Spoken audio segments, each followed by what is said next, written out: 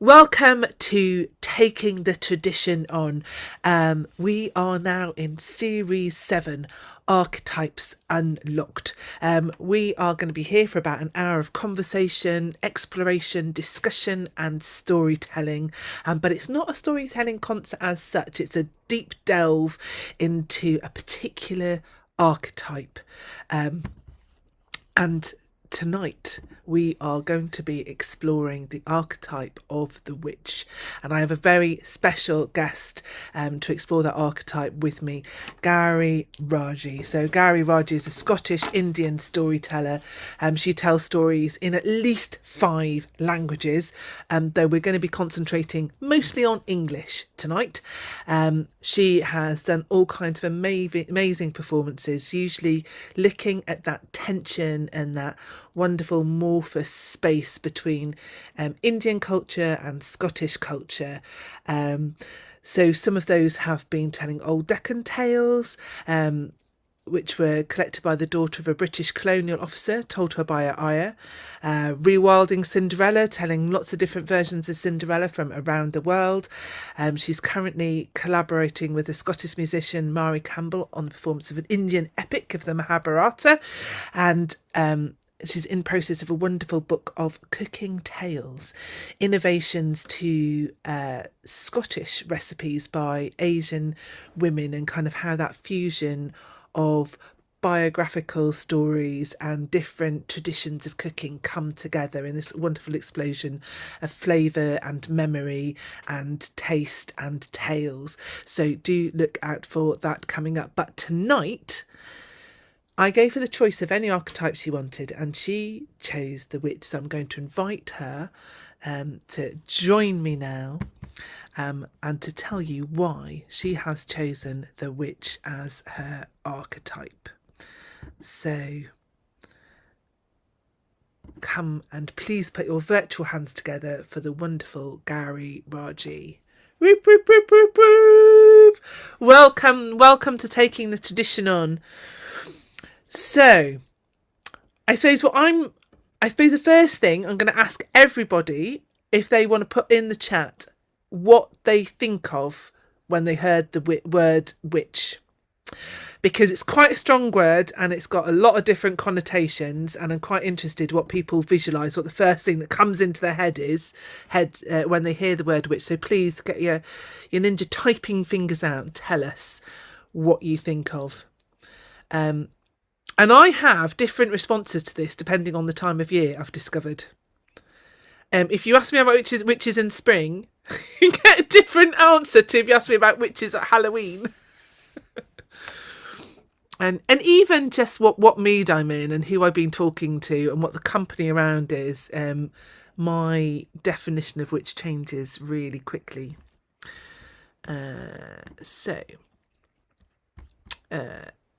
Power, says Megan Wells. Magic, says Jacqueline. Wicked, says Jane. The witches of Scotland tried for being cunning women. The crone, wisdom of age, misunderstood and feared. My neighbourhood wise woman, an eccentric. All of those. Healers, but the word witch has bad connotations, so I'd love another word. Yeah, it absolutely has a lot of connotations. I mean, when you talk about loaded words. Yeah. Which is just one of those words which is almost like, it contains a story, an epic, a myth just in the word, because it just brings up such an explosion of images. Well, this is Cecilia saying my definition is changing too, even as I think. Absolutely, it just because you get them in layers. It's it's like that. The first thing maybe is that Halloween picture, isn't it, with black clothes and the black hat, and then kind of all the other things start to layer on top of that. Yeah. Female knowledge versus male science, says Sally. Yeah. Mm, yeah, absolutely. Um, So, how about you, Gary? Because you've chosen this topic. yeah. What does witch mean to, I mean, we're going to spend the next hour, I think, talking about what the witch means to you, but But give us a start. Why did you choose this archetype, and why is it important to you? So, first of all, Amy, thanks so much for inviting me to talk about, to just have a natter. Um, and when you first mentioned that I could have a choice of the archetype, I was actually really dithering between the crone and the witch.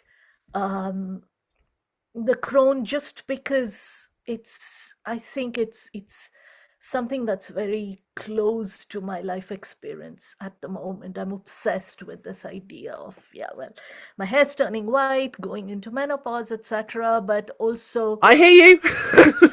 yeah, yeah. Also, what does it mean to become an elder, all of those kinds of questions. And um, the more I started to delve into the crone, the more it felt like, actually, I want to, really um, go to the edge. And if I went with my storytelling experience, my story listening experience, very often there is a kind of witch associated edge to the word crone. Um, and that kind of brought back a whole load of other both excitement in exploring that, as well as a kind of realness I feel now about um, being on the edge, about feeling both on the edge of not just, that as as one grows older as a woman, uh, you begin to experience, or I begin to experience, being on the margins of certain things very subtly, but also that uh,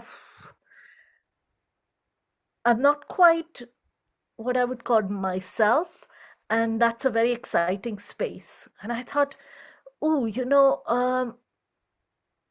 it's there are layers in the archetype of the witch that, you know, become very present for me. Like, what does it mean really to be on the edge, not just of society, but of oneself? What are the edges that I'm kind of, uh, being challenged by and wanting to inhabit? And some of the most concrete ideas are like, about 6 months ago, I discovered I really have not, um, in a way, I have really stopped caring about what people think of me, which was a huge part of my life for the longest time ever. And it was never a conscious thought, I was just, it's when it's absent that I begin to think, oh my goodness, I was so conscious of how I moved in the world. And it's liberating. And so, yeah, so I thought, yeah, let me explore. And I have been doing a lot of stories with story beings that could be described as witchy. Um, it wasn't a conscious choice, it just happened. So I thought, oh yeah, this sounds quite exciting. So I think the word that comes to mind with witch is uh, a sense of liberation and an excitement. Liberation and excitement. I think that sounds amazing. Yeah, and I would absolutely agree with that. And I just want to check, because I think I was much louder than you. Am I about the same level as Gary now? So I've turned me down rather than turning Gary up. And do we sound about the same now? Um, this is the one thing, we can check everything, but when there's only two of us, I think it's hard to see uh, what it is. All right, so Jackie's got saying, yeah, we're about the same now. Excellent. Gary's still soft.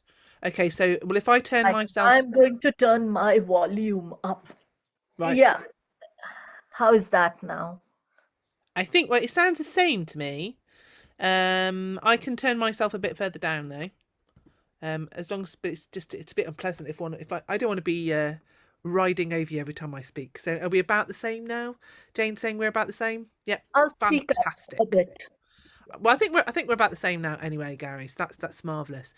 And yeah, I mean, it's a funny thing, isn't it? I mean, I think all of us, and it's certainly I've just come to the conclusion now with stories, it is impossible to tell stories without bias. You are making choices when you tell a story all of the time, and I've just decided to own that now. So I tell stories absolutely from my point of view and my agenda and the things that I want to say, and I'm just going to take ownership of that. And um, there's so much more talk about the menopause now, and but growing up, I mean, if I thought about it at all, which I really didn't, all I knew about it was like, oh, you get hot flushes. Um, all of the liberation and the power and the shucking off of people's expectations and the wanting to swear a lot more and just being allowed to be angry, all of this was stuff that was never talked about, that I wasn't expecting. And actually it is hugely liberating and very powerful. And suddenly I'm getting a huge more insight into the type of stories that you're talking about. Hmm. Hmm. Sally's put in bold, we are all witches. And I think what I'm also kind of, there was something very particular that I became aware of when I moved to the UK and, you know, what I would call Europe, um, We're about, still physically in Europe. yes, I'd like They to think haven't moved the so. landmass. Like to think so, but I guess growing up in India, you know, comes with a particular connotation, Europe or the West. um, and I think moving here, um, one of the things I became very aware of was this kind of how much tension there is around the word witch and how very particularly gendered it is. Like when we utter the English word witch, the first image that comes to mind is it's a woman. Uh, and coming from India, where I was working as an anthropologist and I was working with healers, like we had discussed before, with an indigenous community for quite a while, witches are not always women. In fact, there is no equivalence between woman and witch. There can be, witches are also men. So there is a frisson around the word witch, but it is not as gendered as it is in Europe. And it is only when I lived here and started working with stories of witches and began to read and research that I realized, of course, I mean, one, I came across, you know, the witch burnings and the genocide of women termed as witches. Um, and I began to see that layer of history, uh, you know, being present there, so that witch is not just a metaphor, which is real. And it's a trauma that's very present even today. So that, you know, when I listen to storytellers tell stories about witches, um, I am looking at um, people who are working through that history and trying to make sense of that history in whatever way they do so.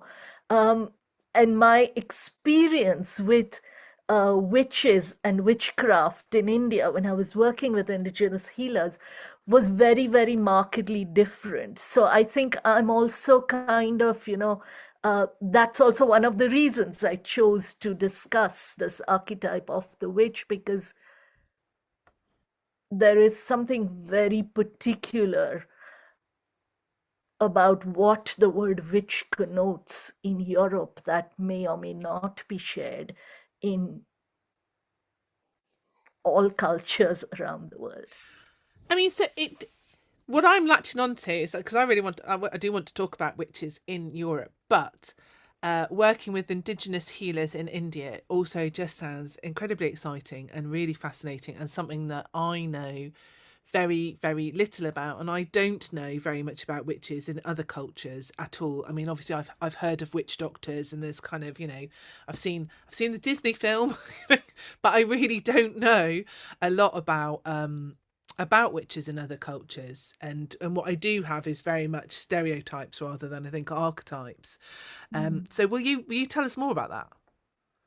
So I can talk very specifically about South Asia and with particular reference to Western India, where I did my fieldwork in anthropology.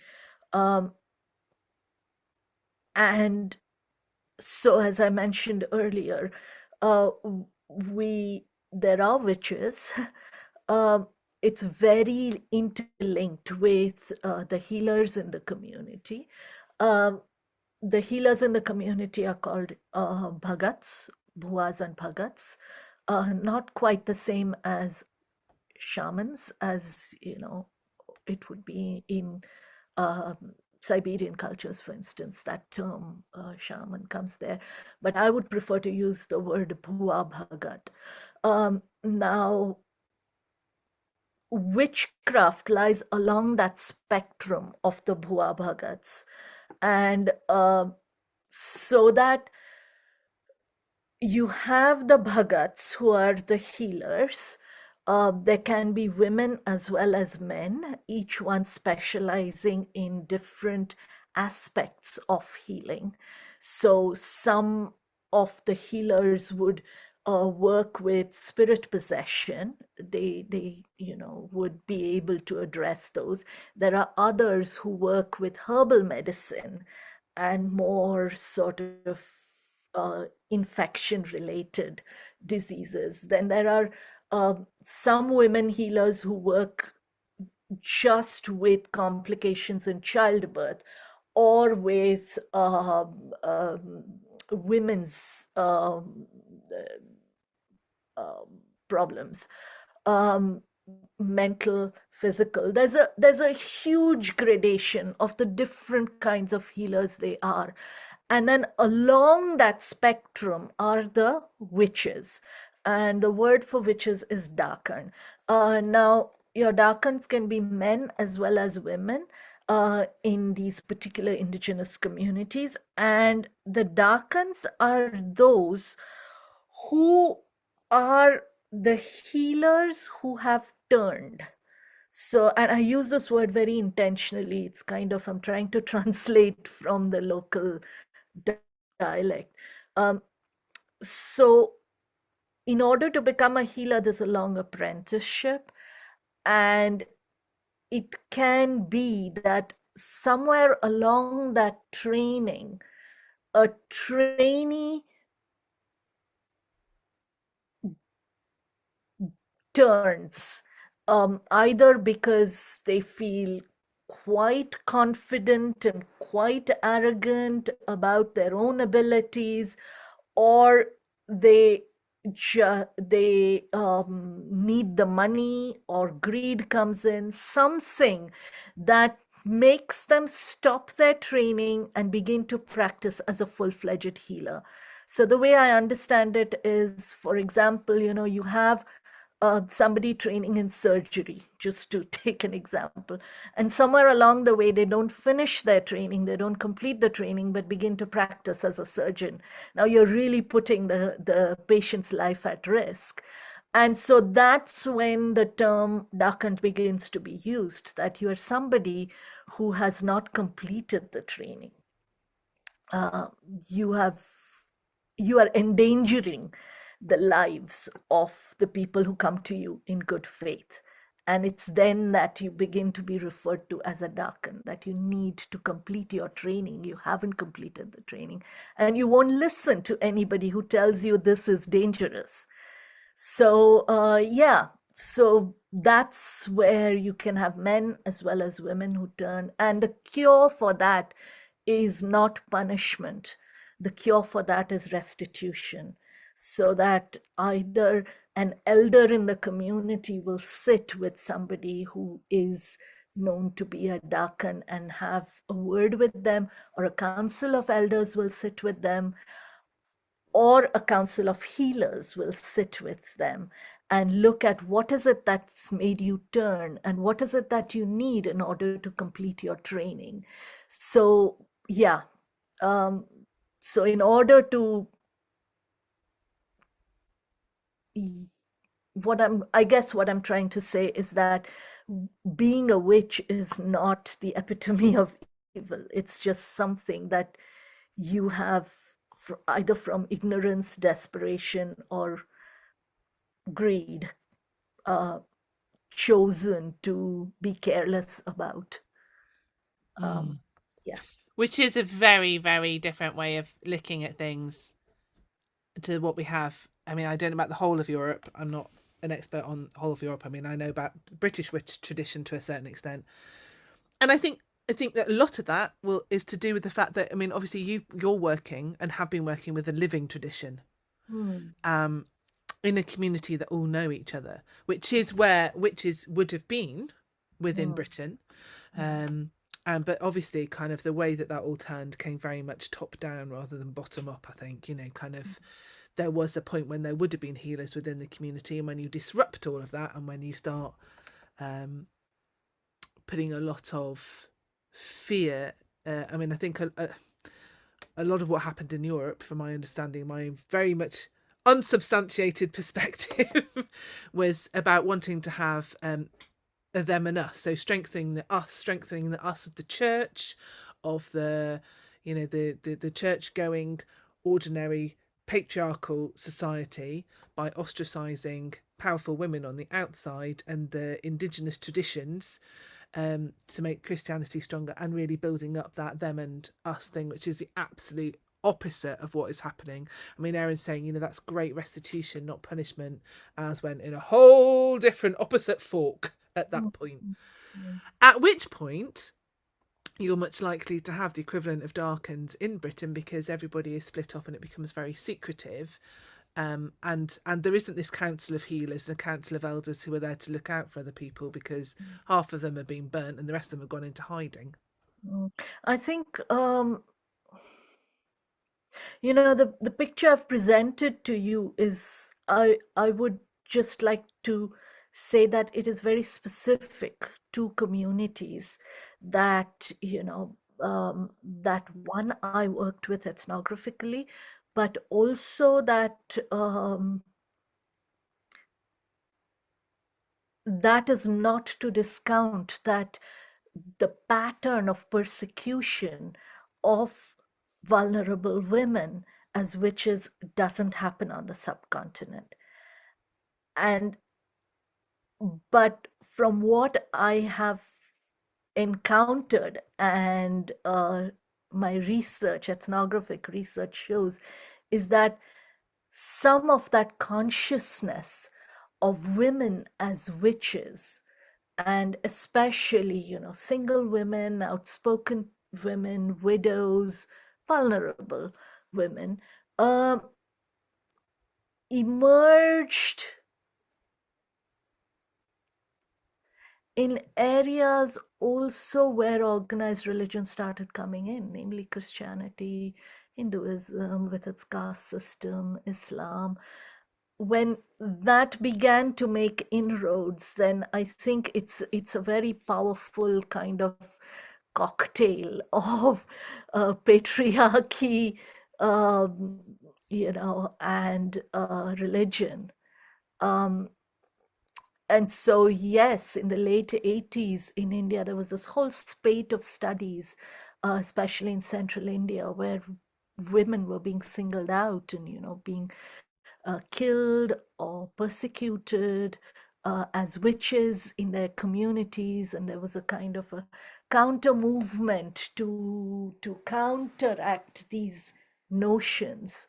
Uh, but in the communities where these traditions of knowledge, passing down knowledge of healing, was quite strong and embedded, uh, there wasn't as much of a likelihood of encountering, a pattern of women being singled out as witches. It was more nuanced than that. Um, so yeah, I just find that really interesting to keep in mind when I'm working with stories, to come back to storytelling, both on the subcontinent but also here. When I'm looking at traditional stories, um, from Scotland, or sometimes, yeah, I've also worked with a couple of stories from Europe. Um, I do take a bit of an artist's license, but I like to ask that question of, is there something a little more here about a woman being deemed a witch in a story, which is more than just genocidal patriarchy at work? Is there something it's telling me about the way, um, mm, the politics of knowledge, the politics of healing works in a community? Is there something more about who is this woman who's being deemed as a witch? Do I always need to reclaim her? And there are some stories I've come across, um, wherein, like, I'm thinking of, the Baba Yaga story, Vasilisa and the doll, the one I mean. Very well known story where Vasilisa's stepmother asks her to go into the deep dark forest where Baba Yaga lives to get light because they've run out of light. Um, and there are versions of that story where I've encountered the stepmother being referred to as a kinswoman of Baba Yaga, the witch. And that then makes me think, what does a kinswoman of a mighty figure like the Baba Yaga witch, what can her kinswoman be? Does she have an element? What makes her a kinswoman? Does she have an element of that witchcraft in her as well? And then how is she using that vilifies her rather than elevates her as a witch? So I'm kind of, in a way, trying to see if there are shades of dark, evil, wisdom within the different women who are deemed witches in traditional stories. And I find that really fascinating, because then that's, for me, that then becomes an initiation story of who does Vasilisa gravitate towards. What is one witch teaching her as opposed to the other witch? And that makes it a little more interesting than to be in a community of women, because we all know that, women are humans, and not every woman is, love, light, and wisdom. There are some people we have to be careful of, irrespective of gender. So Absolutely, though. I mean, certainly. I mean, I know my little bit of the world. So, I mean, Shropshire's the bit that I know stories about most, and there is an absolute wealth of witch stories where I am, and stories of people with power and knowledge and hidden knowledge. But it is that thing of the women are the ones that tend to be vilified. There's a huge, massive tradition of cunning men who were mostly seen to be really cantankerous, ornery types of men, but they're respected and they're allowed to be like that because they're men of power and they're cunning men, whereas the women are not to be trusted on on the main, and they're the ones that are, kind of turning into hares. They're the ones that are Mm. going and stealing the milk, and casting the evil eye on people. They're overlooking their neighbours and stealing the milk. Anything that goes wrong is attributed to them, and you go and see the wise man, the cunning man, to go and sort them out. There are women that you can go and see as well, but certainly in Shropshire there's the wise women are vastly outnumbered by the witches, and mostly you would go and see a cunning man, and I really don't believe that's how it was. And Yeah. this is all kind of, and those stories are stories that were collected, kind of in the 18 and 1900s. They're ones that are way after the witch trials, and but that persistent belief and fear. Mm. Mm. Yeah, Like saying Saint Milburg. Well, yes, you could also go and see saints in the clergy. Um, so yes, we did have yeah, pretty much the only way in Shropshire. Mike has got a good point. You could be a woman of power if you went into the church, and a lot of the women who became saints basically were witches that were endorsed by the church. okay. Yeah, yeah. Yeah, there is something about, so it's really interesting. One of the things I've been working with for a while now is stories of the dark goddess, which I was telling you about, which kind of also informs um, work on the witches. There's a lot of work around witches from the Middle Ages and afterwards. Very little work around witch, or not as prominent, let's put it this way. There is work, but not as prominent, um, about witches in antiquity.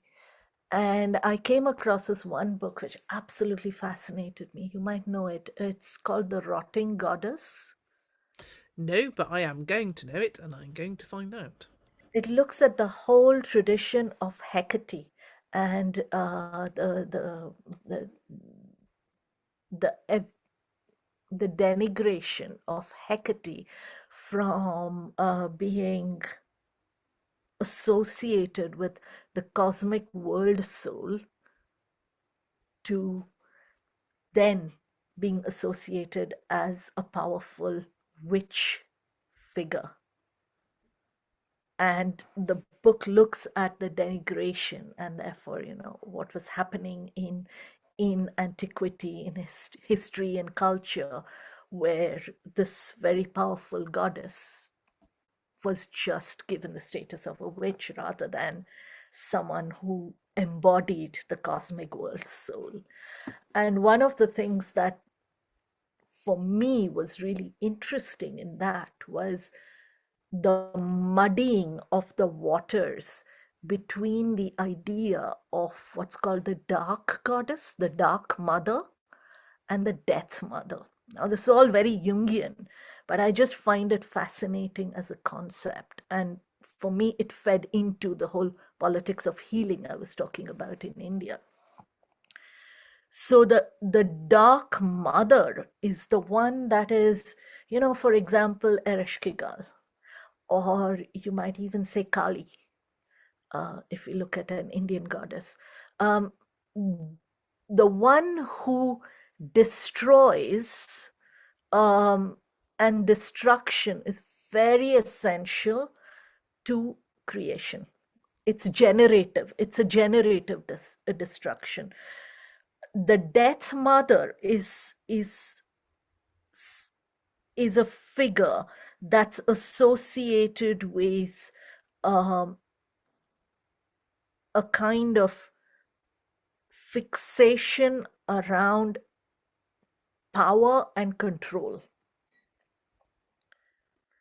And that's what the book talks about, is how in the idea of the witch as, the one to be persecuted, there was a real muddying of the waters between these two concepts of something that was sacred in order to be generative, and something that really brought death which is non-generative.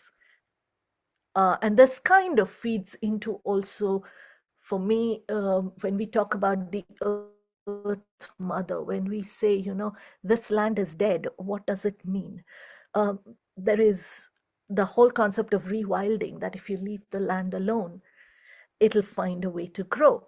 But then there is other lands and other landscapes which have been so turned over, which have been so polluted that, that it, there is no hope of something regenerating, or it would take millennia for things to regenerate. And that kind of distinction I find really interesting, to then begin to reimagine the idea and the concept of what is a witch, who is a witch. What are we talking about when we are talking about the witch? Are we talking about someone who's a dark goddess? Are we talking about someone or a concept or an idea that is irredeemable? That is what one might call evil. Is that what we mean? So I think these things I just find really fascinating. Um, Well, and I also, do as well, and there's the yeah, and absolutely there's the rewilding of the imagination, and there's this huge wealth of massive tradition of stories about witches, of women who were not socially acceptable, of women with power who, and they were told as warning stories of people that were not acceptable, of a way of having a load of sort of prior examples, so that you could just point at a woman and go, well, they've stepped beyond the pale, they've stepped into which boundary, into which country, so it now means we can do what we like to them. mm, And part of that is the, which we haven't talked about at all actually, is the young seductress. You know, there's that whole side of witches where, if for a woman to be sexually active, to be at home with her sexuality, the thought of, you know, dreadful concept of possibly having sex outside of out of marriage, you know, all of that is, there's a whole load of those stories. And then there's the ones that, like we were talking about, that are bordering on the crone, the women of knowledge, of women of healing, the ones who have the power to disrupt, who have the mm. power to destroy, whether in an evil and an utter destruction way, or whether it's to destroy, to regenerate. But we now choose how to tell those stories. You know, that they might have been saved with one perspective in mind, and Mm. told in one particular way, but we can still, that wealth of tradition is there for us to take and to tell as we like, you know, to reclaim, which is actually a rather amazing gift, to have so many stories of women, because in a lot of the narrative of these isles, certainly there aren't that many women, you know, kind of, the women are there, but you have to really look for them, and these particular stories absolutely celebrate the women. And I think there's something really uh, quite subversive about the stories around witches. You never, there is a dominant narrative, there's a dominant story, which is the one, that we come across most often. But the glorious thing about these stories is there are always variants. And I'm a great believer in kind of, looking at variants on an equal footing as the story that keeps coming up for us. And I remember this one that I came across, which you might know actually, um, a version of the Rapunzel story from Italy called it's titled The Fair Angiola. Have you come across it? I'm not sure that I have. I mean, obviously, I know the Rapunzel story. Do you want to tell us some of it, or about it? Tell us I bits of could it. very quickly, yeah, I could very quickly tell you a part of it which really fascinates me. The story begins with in a village community, with uh, seven women, um, just ordinary women, um, passing by a house every day which on their street, which is lush and budding with fruits and flowers. And when they peek into this almost Garden of Eden like space, there is a donkey there for what reason I have no idea, but there's a donkey there. But they all know they cannot go inside that garden because there is a woman who lives there who doesn't like, who's a recluse, who doesn't like to meet anybody. She's known to be quite grumpy and fierce, and she can lose her temper quite easily. So they don't. But one day they just can't help it because in the garden they see several shrubs full of ripe, juicy jujubes. Now, jujubes in India are known as the bear fruit, and they are like these small red berry like fruits, and they are delicious. I mean, they're so tasty, especially if you have them with a little bit of salt. Now, they just can't help it. They're always looking at this, and they're a bit afraid as well. So, one of the women, what she does is she goes to her house, she picks up a bundle of fresh green grass, and there's a donkey who's guarding these jujube shrubs. So she takes this fresh green grass and she throws it to the donkey. The donkey is quite happy because he's never encountered anyone giving him gifts before. So he starts munching on this. And the women try and enter. The donkey kind of looks up at them. The women throw him a second and a third bundle of grass, and the donkey is by now in bliss, in donkey heaven. So he lets them do whatever they want to do, and they stuff their mouths, they fill their aprons with the jujubes. They can't see the woman anywhere. So it's a good day. This happens about 3 or 4 times, and they've pretty much emptied the shrubs of all the jujube fruit. And of course, the woman who is the owner notices. So the next time she hides herself in the bushes. She wants to know why her donkey is not saying anything. Now, this woman has long ears. And this time, as the women are picking the jujubes, one of them notices these long ears, which she thinks actually they look a little bit like mushrooms. And she thinks, not only will I get jujubes this time, I will also get some mushrooms. So she pulls, yanks at these ears, and the woman screams and grabs hold of her. And she says, well, you've emptied what I had spent a long time laboring over. Now you've got to give me something that you have labored over. So the woman says, sure, I will make a grand feast for you. She says, no, that's not enough labor. I will make a wonderful dress for you. That'll take me months to sew and embroider. Nope, I don't want anything to consume. I want something that is truly of your heart, of your life. Tell you what, when you have a child, I will have that child. And that's where the story of Rapunzel begins.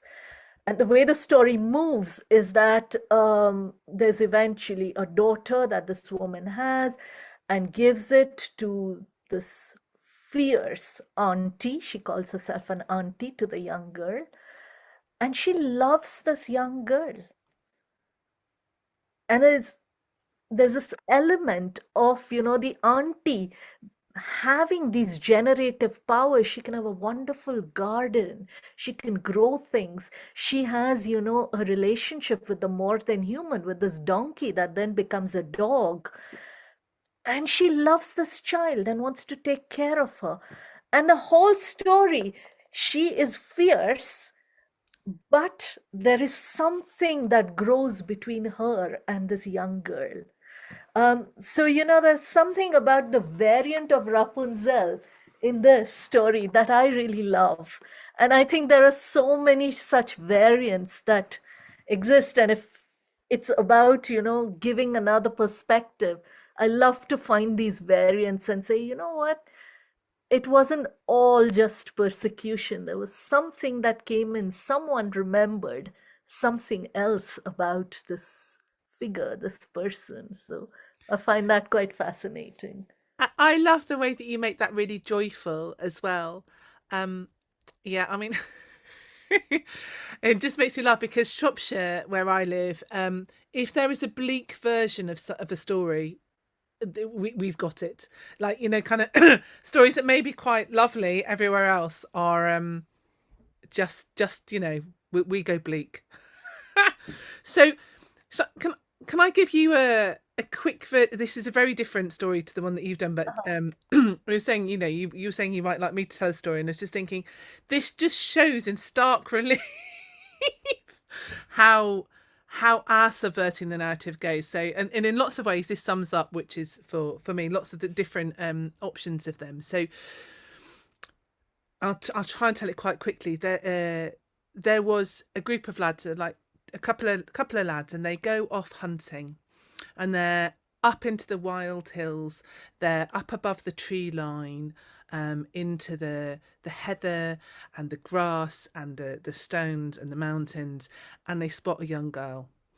And they look at this young girl, and she's been up and she's collecting berries, and she's on her own, and they call back the dogs and they're laughing, and she takes one look at them and she knows exactly what they're after, and they start hunting her instead of the hares that they've been after. And so they hunt her and they hunt her. I mean, there's very few places to hide. All she's got is the dips and the hollows and the lie of the land. And they follow her and they chase her until they come to a hut, and they've seen her. There's nowhere else that she could have gone. And so they go, right, we've got her cornered now. And they go up to the hut, and they knock on the door. They push the door open, and there, barricading the doorway, is an old woman, a crone, and her hair is white. Her figure is stout, where the girl's was slim and slender like a reed. And she's there. She's got the traditional warts all over her face, but she's got bright eyes. And she looks at them and says, "What do you want?" Says, "Well, we wondered if we might come in." Is it really? And she lets them in, and they're looking around. There's no girl. The girl has completely vanished. Says, "It's not often I get company," she says. "Why don't you come in? You sit down and you watch the fire for me while I make a cup of tea." And they sit down, and when she tells them to watch the fire, they find that that's what they do. They sit there and they are close to the fire and they watch the fire. And the two of them sit there and they get warmer and warmer, and they're quite close to the fire, and they can't move away. There's nothing they can do. And their skin starts to go red, and then it begins to blister and it starts to burn, and still they're sat there and they can't move as they watch the fire. And the fire gets hotter and hotter, and they get hotter and hotter, and they can't do anything until at last the kettle that is over the top of the fire comes to the boil, and the steam comes out of the teapot, and then it comes between them and the fire, and with the steam the spell is broken, and they leap up just yelling and howling, and they run out of there with their tails between their legs. And the old woman sits there and she makes herself a cup of tea, and she remembers when she was that young woman and when there was no old woman to save her. Mm. Also subverting the narrative, totally different feeling to it, no joy. So But there's a completion to it and a roundness to it, and a taking back of the narrative, but not the delight of your lovely Rapunzel story, which I really like. well, I mean, I may be kind of wildly generalizing, but there is maybe the some of the sun of the Mediterranean shines on the story slightly. But no, I think the story that you just told is so it's the persecuted speaking back, isn't it? There's a lot of Back iron in it. I there. mean, and there's a lot of satisfaction in it. Yeah. It's um yeah, there's a groundedness, and there's, yeah, a total satisfaction. It's just not quite joy. Yeah, but sometimes that's the background from which the story emerges. I mean, there are stories. I'm just looking at my list that I made. Um, there is a story that you might know from India, which is called The Flowering Tree, which quite a few storytellers here I've heard them telling, um, which is about this girl who has, yeah, Mary Leslie has an interesting comment.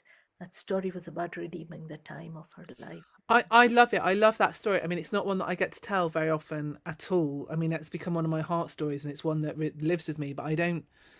You have to make a space to tell it. And I think it's hugely, hugely powerful. I'm not demeaning it as a story at all. I'm just Mm.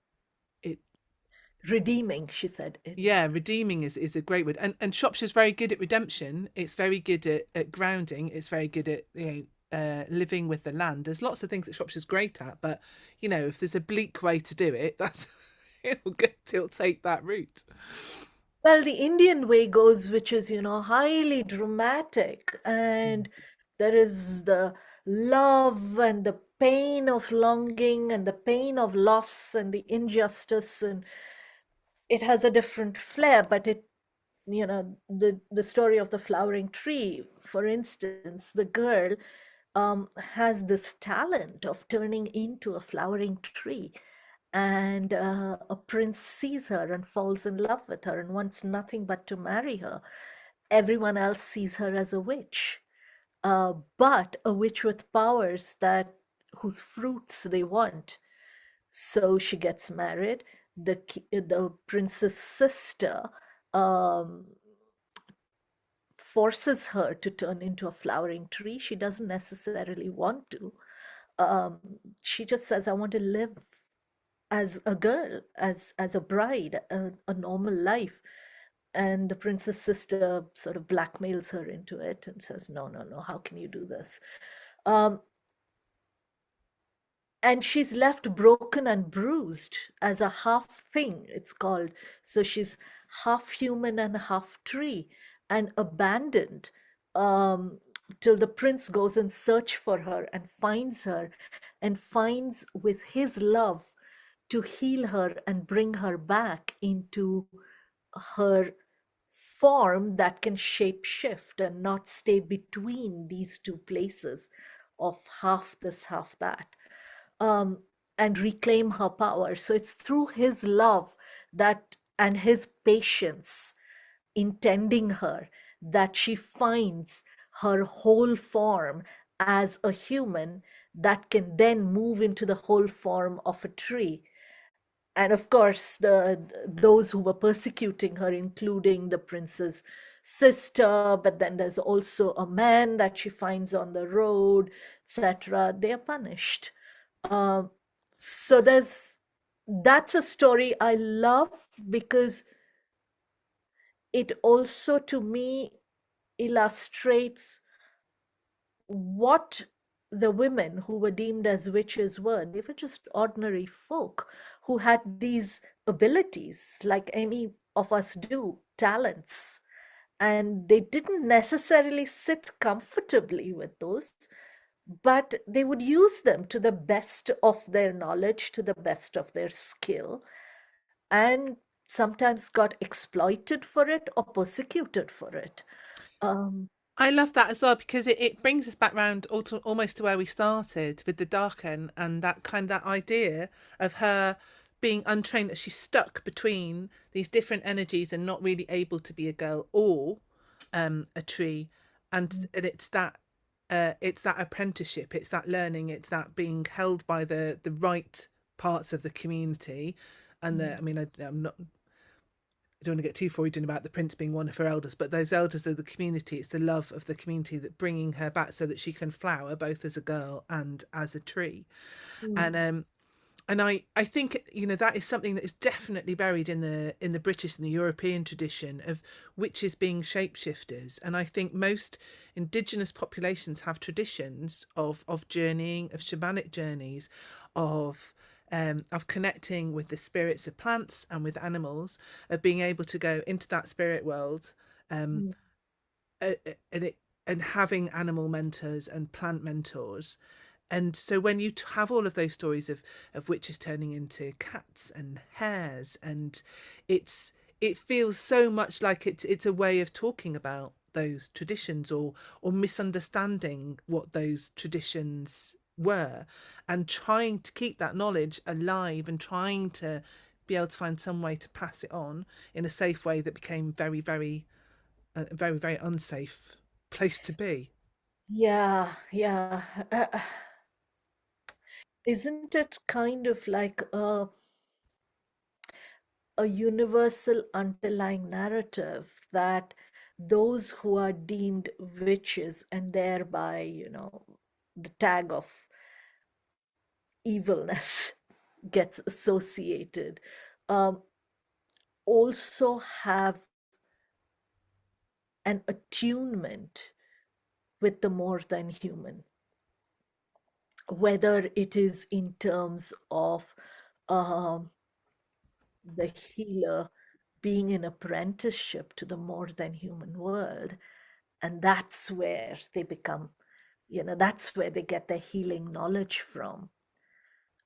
So that's one. And like in the villages that I worked, definitely you didn't just, undertake a standardized training as a healer from another, you know, healer in your community, another human. Sometimes the healing came when you sat with a plant over years and years and years, and they would say, the plant taught me this.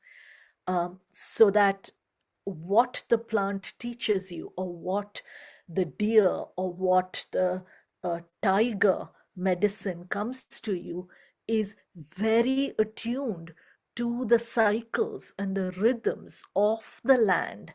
Um, and therefore, you don't just get an ability for, like if you're ill and you have generic pills. That's not the way the healing practice works. It depends on what is the body of the patient, what is the cycle of rhythms that the body of the patient is tuned into. Based on that, which is the plant medicine I can offer you for the illness that will not work for another body that has the same illness?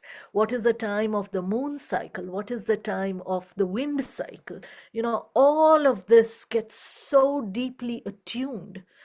um, and I think it gives the healer a, a kind of um, to come back to that word, a kind of freedom, which is so that they're not locked into uh, their human relationships. The world is much more expansive, and that can be a power that is hugely feared. Well, it's that thing. Yeah, it's including the spirit as well, isn't it? So that I mean, like there are things obviously, kind of like we've got aspen from willow, and willow is used in traditional healing is the one everybody knows about. But it's not just about what's in the willow bark. It's not just about the enzymes and everything else. It's about the spirit of that plant and the energy that goes with it, and it's the energetic healing and the healing of spirit as well as matter, and it's the tuning of spirit and matter. Um, And it's the tuning of one's own body vis-a-vis that, and then vis-a-vis your patient. So there will be times where there were healers in my village who would say, yes, I know the cure to this, but I cannot give it to you. Go to this other healer, because my energy interacting with the healing potion given to your energy might do you more harm than good. And this is where, in the villages that I worked in, someone deemed a darken or someone with half knowledge wouldn't be aware of these nuances. which is It would, why they're so dangerous, because they've got enough knowledge to yeah. really connect with all of those energies, connect with the power, and just yeah, but no wisdom to go with it. Yeah, the nuance is missing. And this was so yeah. So in in indigenous communities where I worked, um, you could walk into a village, you could live there for months, and you could, go native, and you could be as empathetic. But if people felt that you were not ready or you were not the right person, you could live in that village for years and not and come out of it thinking, oh, there are no healers in this village. Because normally the healer would be someone who works in their fields, and it's only, if they choose to move to what's the word in English, to lift their veil, you could see them. They would make themselves known because they are watching you. The community is watching you. It's also knowledge that is held and guarded. So you had these schemes that the local governments came up with to, as I said, encourage uh, and support the healing traditions of the communities, and the local government, they were quite empathetic people. They weren't, villains in that sense.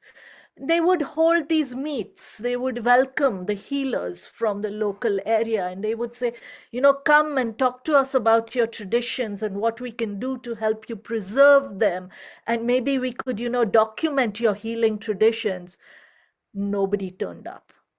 And I would ask the men and the women, like, why don't you go? Because you're not getting enough apprentices, your healing traditions will die out. This is a way to, preserve your traditions. And I said, no, this is not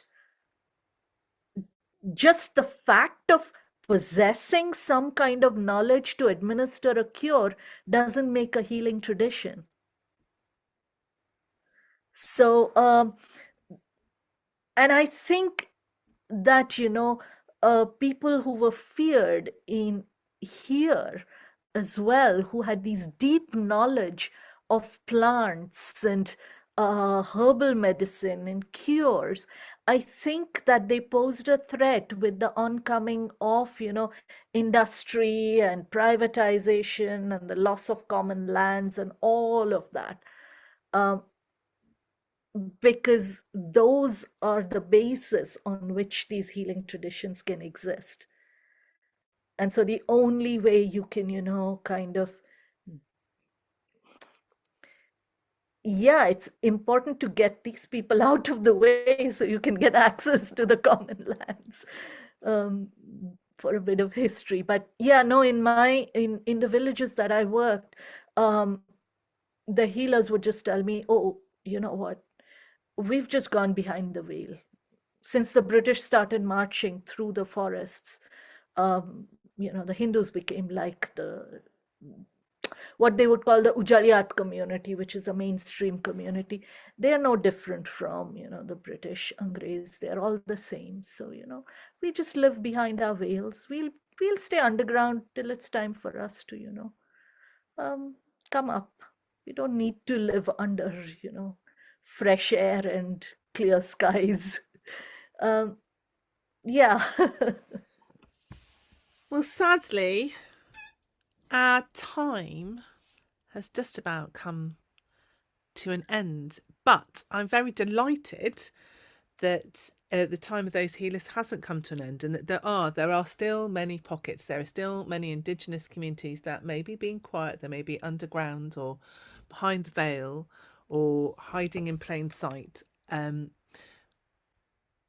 but they're there, and and I think that's also where the frisson, I think, of the word that is in which is that it is still very present, Mm, and that belief might have changed, but it is still present, and there's still a lot of fear and magic and power that is involved with that, and that's why we still tell those stories, revere those stories, why that word is used as an insult, and why it's also being reclaimed and there are people who desperately want to be witches and claim that title, and I think that is going to carry on for the foreseeable, really. Thank you Thank you. so much, Gary, for joining us. And I knew that this would be the case, that in an hour we could just barely touch on the subject, because it's vast. I mean, people have done PhDs on it, books on it, lifetimes research on the topic of witches, including I mean, your own amazing PhD. I mean, which people can get hold of if they want to. I mean, it's Um, an academic speak.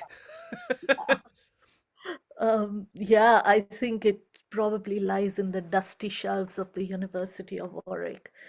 Um, but there are a few articles that came out of this particular work that I did, um, which if anyone's interested, they can write to me and I will send them copies. I don't particularly advertise it. No, no, fair enough. Well, I personally would like copies of those, and you have other things that are coming up as well. So, you've got. I'm gonna get the links and put them into the chat. If you want to talk to people, tell people what you've got that's coming up. Okay, so what am I? I'm going to be doing the Christmas lecture for Shonali School on the 29th of December. And the details of that are on my website or on Shonali's website that I think you will put up, Amy. I am working on it. Yes, I am about And to. then I also teach on the oral tradition and storytelling on a school with my collaborator. It's called the Anima Mundi School, and the link is up. And we have a 5-week course called The Currents of the Imagination, which the blurb says it's on how myth and dream shape the world's soul. So lots of storytelling, myths, dream work, discussions. If you're interested in that, do inquire quickly because we are sort of half full and we do fill up quite. So that's about it. And I'm just going to put the link to your website so that if they want to find out about anything else and find out more about you and how to contact you, or if you do want to listen to any or read any of the articles, then your website is up there. Thank you. So, and this is the last one. Gosh, this year has swept by so quickly. This is the last one, taking the tradition on of 2025. But we will be back in 2026, very early in the new year. I've got some quite exciting plans for that. I'm in discussion with another very exciting storyteller. Patrons as ever will hear first when I've actually got some dates sorted and that's all agreed. So patrons, I will be letting you know. If anybody wants to join the taking the tradition on Patreon, that's just Amy Douglas at Patreon. Please do. You'd be very welcome into the community there. You can join us, free or paying patrons, to have a chat about who you'd like to see on taking the tradition on and carry the conversation on. And my patrons, some of you are here tonight. You are marvellous and you know how much I love you. You're completely brilliant. All of these conversations are up on the Taking the Tradition on YouTube site afterwards. There's 7 series worth. Trying to sort out a YouTube site that's easily findable things on is always a little bit tricky, but there are 7 series. Have a look through because there's some amazing conversations on there, all free, all up there for forever. This one will be up very soon. If you want to listen again, or if you missed the beginning, I'm pleased if you can just click subscribe, which just makes me a little bit more visible and a bit easier to find these conversations. And that is about it for tonight. So thank you so much, Gary, and thank you everybody who's been in here in the room with us. Thank you to all of you who are watching later. So whoever you are, whenever and wherever you are listening to this discussion, we are delighted to have your company. And thank you very much, Gary, and all of you here for helping us to take the tradition on.